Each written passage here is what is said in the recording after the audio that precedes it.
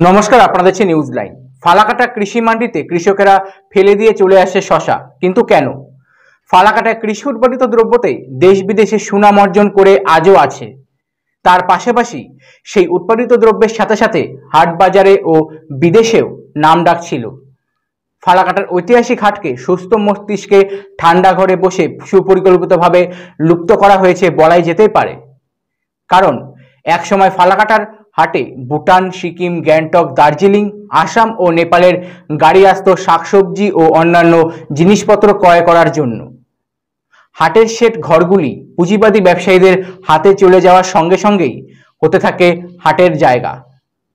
কৃষকেরা কৃষি উৎপাদিত জিনিসপত্র নিয়ে হাটে এসে দাঁড়ানোর কোনো জায়গা পেত না। মনে হতো কৃষকেরা খুবই দরিদ্র, তাদের সাথে কীরকম মানসিক চাপ সৃষ্টি করত পুঁজিবাদী ব্যবসায়ীরা, তা ব্যাখ্যা করার কোনো ভাষা নেই। বর্তমানে বলা যেতে পারে ফালাকাটা হাট এখন ইতিহাস। হাটকে ইতিহাস করে তৈরি করা হয়েছে কৃষকদের জন্য কৃষি মান্ডি। কৃষকদের জন্য সত্যি কি কৃষি মান্ডি তৈরি হয়েছে? যদি কৃষকদের জন্য কৃষি মান্ডি তৈরি হয়ে থাকে, তাহলে কেন নেই কৃষকদের কৃষি উৎপাদিত জিনিসপত্র বিক্রি করার সঠিক কোনো জায়গা? এই কৃষকেরাই সারা বছর রোদ বৃষ্টিকে তোয়াক্কা না করে উৎপাদন করে কৃষি উৎপাদিত ফসল উৎপাদন হওয়ার পর তারা চলে আসে ফালাকাটা কৃষি মান্ডিতে। কৃষি মান্ডিতে উৎপাদিত ফসল বিক্রি করার জন্য তাদের দাঁড়াতে হচ্ছে জলের ওপর, দাঁড়াতে হচ্ছে নোংরা আবর্জনার ওপর, দাঁড়াতে হচ্ছে কাদার ওপর। উপরে নেই কোনো ছাদ। অনেক ফসল বৃষ্টির জল পাওয়ার ফলে খুব অল্প সময়ের মধ্যে নষ্ট হয়ে যায়। ফালাকাটার কৃষি মান্ডিতে বাস্তব চেহারা দেখে হয়তো বহিরাগত কোনো ব্যবসায়ী কৃষকের কাছ থেকে তাদের উৎপাদিত ফসল কিনতে আসতে সাহস পায় না। হয়তো বৃষ্টির জলে ভেজার কারণে তারা বিক্রি করতে পারছে না। তাই হয়তো কৃষকেরা কৃষি উৎপাদিত ফসলগুলো কৃষি মান্ডিতে ফেলে দিয়ে চলেই যাচ্ছে। দেখব তার বাস্তব দৃশ্য, আজকের শশা ফেলে দেওয়ার ছবি।